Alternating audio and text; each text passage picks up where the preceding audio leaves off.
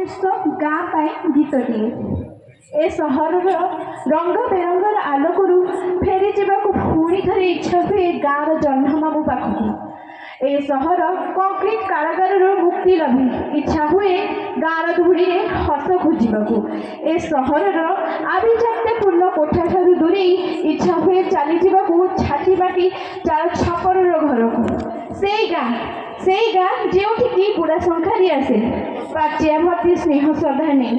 ସହରର ତମାମ ନିସଙ୍ଗତାକୁ ଡେଇଁ ଆତ୍ମ ଚାହେଁ ଏକ ଆପଣାର କୋଳାହଳ। ମୁଁ ଦେଖିଛି କେତେଥର ସ୍ୱପ୍ନରେ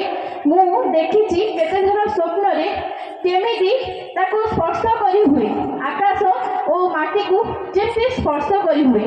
ଲାଗେ ଯେମିତି ଆଉ କୋଷେ ଗଲେ ଛୁଇଁ ହୋଇଯିବ ଆକାଶକୁ। ହଳଦୀ ରଙ୍ଗର ଧାନ କ୍ଷେତକୁ ଦେଖି ଚାଷୀର ଖୁସି କହିଲେ ନ ସରେ। ପିଲାମାନେ ଆକାଶରେ ଗୁଡ଼ି ଉଠେଇବାର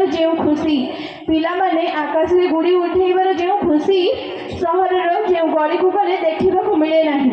ଇଚ୍ଛା ହୁଏ ପୁଣି ଥରେ ଫେରିଯାଆନ୍ତି କି ସେଇ ଗାଁ ଦାଣ୍ଡର ଧୂଳିକୁ। ଏ ସହରର ଚାକଚାକ୍ୟପୂର୍ଣ୍ଣ ଆଭିଜାତ୍ୟପୂର୍ଣ୍ଣ ହେଲେ ବି ନାହିଁ ଆତ୍ମୀୟତାର ସ୍ୱର। ଧନ୍ୟବାଦ।